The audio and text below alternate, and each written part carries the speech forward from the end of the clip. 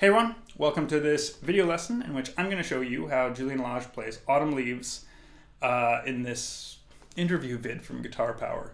So I'll link that down below. There's some cool stuff here. He actually only plays the first half of Autumn Leaves, first half of the head.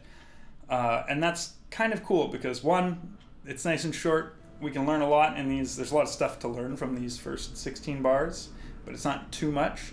And then it also begs the question, how should we play that B section? So what we're going to do is we'll go through the tab, talk about some of the techniques, maybe come up with some exercises to put these techniques into your own playing. And then maybe we'll take a shot at using some of these ideas to play the B section. Anywho, let me take a crack at trying to play this. It sounds like this.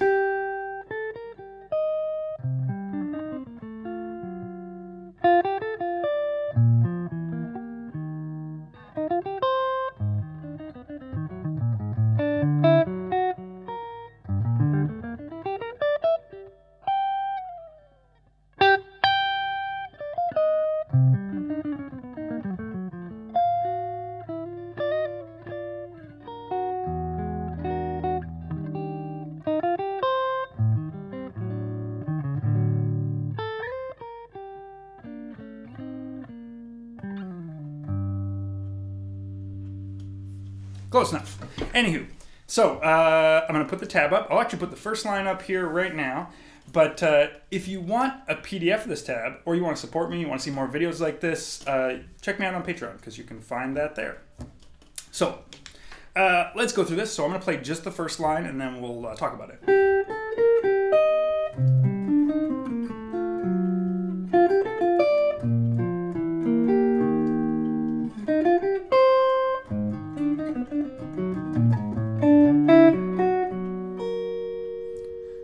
Oh, I went a little too far. Oops.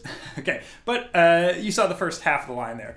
Now, a couple things I'm just going to mention. One, the most simplest thing to say is it's call and response, right? And you can see there's actually layers of where he's calling and responding. You have the melody in this octave, and then you have the response in here. And this is really common with this tune, but he does it in kind of an interesting way, because you'll often hear people, you know, ba-ba-da-da, ba-ba, you know, they play chords. Here, it's still really expressing the chords, but he does these spread voicings. There's some interesting spread voicings. We'll talk a little bit about them. And then he'll do a melodic line that's, you know, it's almost like a bass line. We start like, it's not as simple as a bass line. But it'll start on the root here, and then we'll go to the third of the next chord, right? And that line in particular, you could do that through, because that's a 2-5, you could do that on any 2-5, or you could do it, the whole tune kind of moves in fifths, so you could do it here. Where would we go? Yeah.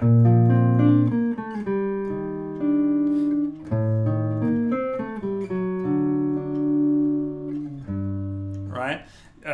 So that's kind of a cool little exercise that you could take from doing this.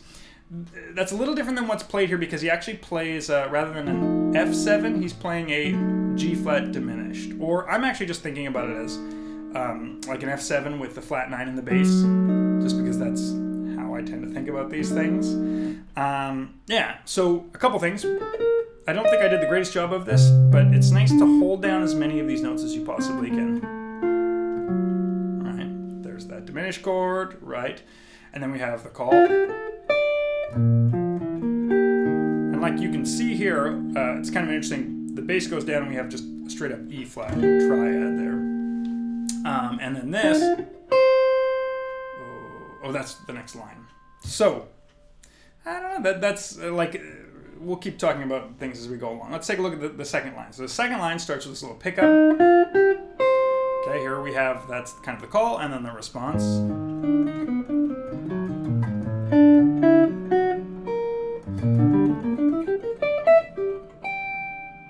Okay, now, what do we have here? So instead of this like 2-5 of A half diminished to D7, we're doing a tritone sub, essentially, of the D, or actually, well, I think about it as like, this E flat goes to A flat, and we have this, it's like a dominant Lydian sort of a sound here going on. So if you know that scale, it's a little bit easier. But we do the same thing that we've been doing here before, where we hit root and fifth, right?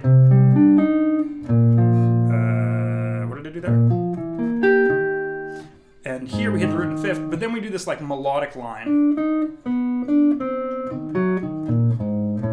that brings us into the D chord there, right? And that's kind of a nice one. You have a little chromatic note in there. Circling around the third. That's the fifth of the D. Now here's really cool with the D because you have, that's the melody that we're wanting to do. And we want to do it on a D chord, or a D7. So here, instead of just like playing the chord and then doing it, he intersperses note from the chord going up the arpeggio, melody note, note from the chord, melody note, note from the chord, melody note, and then stays on the D. And then we go resolving to the G minor here. That's right.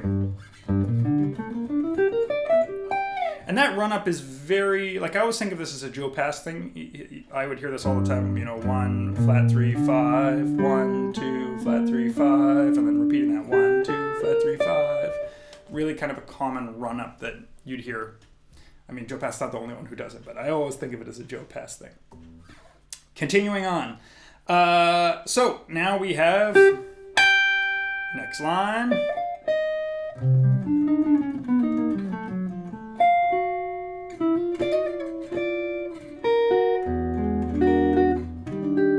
Okay, so we're going to stop there.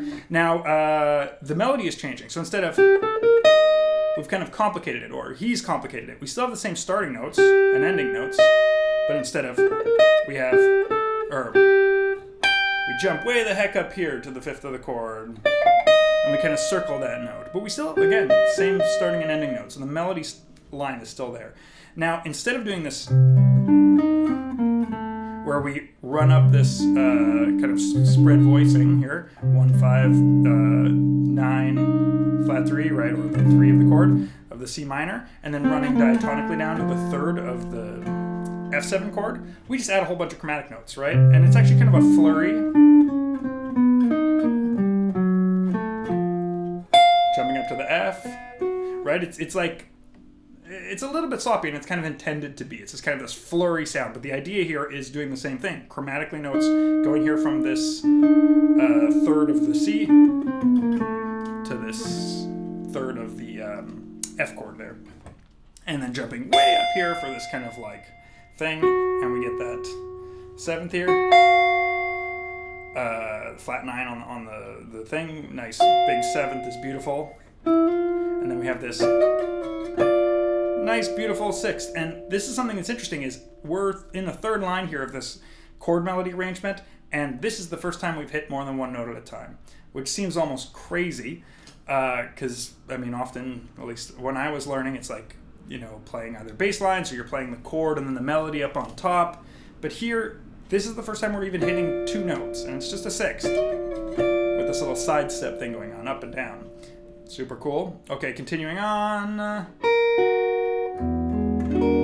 So this is an E augmented 7, right? It's like a tritone sub of the B flat that we're going here, and we're going down to the E flat, which is this nice, beautiful E flat chord here with the third on top, 2/3. Okay, let's move on to the last line. Here we go.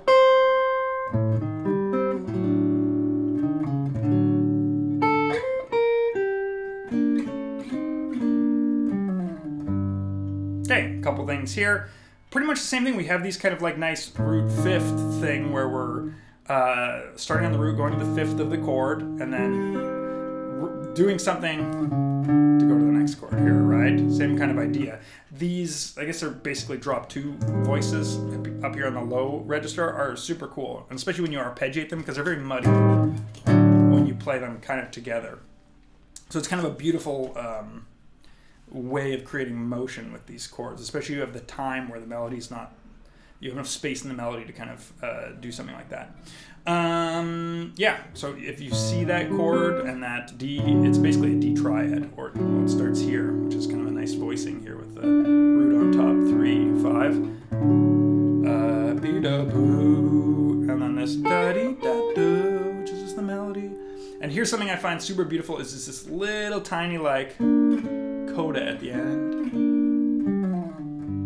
which is the only reason why this feels like we could stop here, because I really want to move forward and play that that B part. Okay, so let's just kind of talk really quickly about a couple of techniques that I saw that were interesting and things to think about. So the one is just the call and response, which is a basic musical thing. And it's very clear in this because he plays the melody basically on these top two strings, and then most of these responses are either like here, like in the like literally 2 octaves down, right, and playing on the low strings. And I don't think, if I'm looking here, like other than maybe like this crazy run up here where we're going through the G, that's the only thing that maybe breaks that kind of connection. Right? The other thing is these like spread voicings, like even this, 1, 5, like always getting some space in there. We're not very often hitting triads like this. There's at least some separation in there. I really like the crunch between these. Like I love this motion. It's probably my favorite thing about this. Right, where you have these that 9 to the 3 crunch running down to the 3rd of the 5 chord. So yeah, these like spread voicings melodically playing through at least an arpeggio of the first chord, so you can really hear the chords clearly as they're moving. But more melodically representing these chords. Anyways, not playing many chords, right? The only thing that happens here is sixths, right? There's that Joe Pass line, which I thought jumped out at me.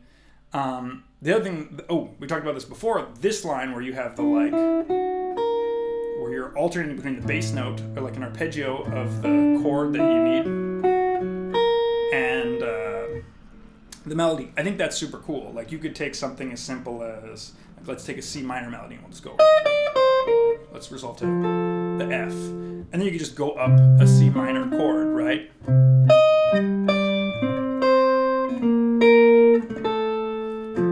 Alright, something like that.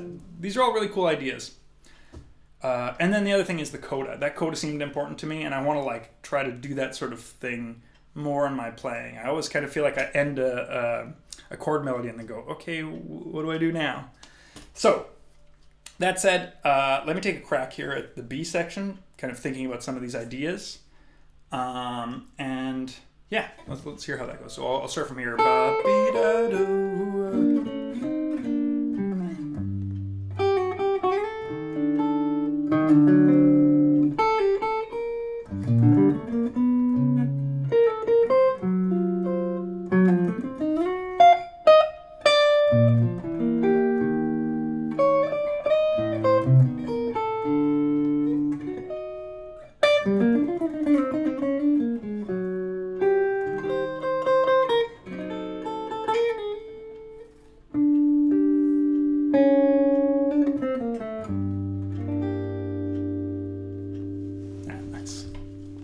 Okay. Anyways, I want to keep going. Yeah, so last thing I'm going to do here is I'm just going to play through it one more time. It's so free of tempo that it's going to be hard to do musically this slow. But I'm going to put the tab up on the screen and I'm going to play it so you can see it. And I'm going to go kind of slow and be a little less musical. Try to be clear. Now, the tab's going to be on the screen. It's here. But just a reminder, if you want a PDF or you want to support me and you want to see more of this sort of stuff, please think about supporting me on Patreon, which is linked below. So, here we go. This is what it sounds like.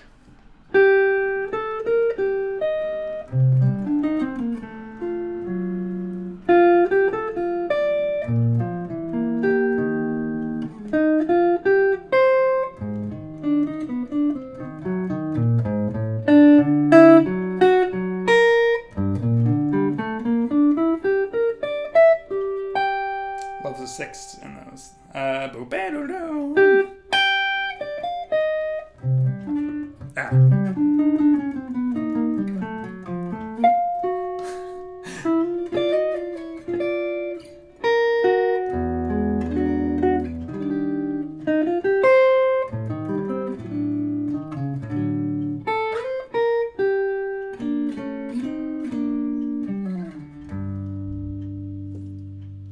Toodles!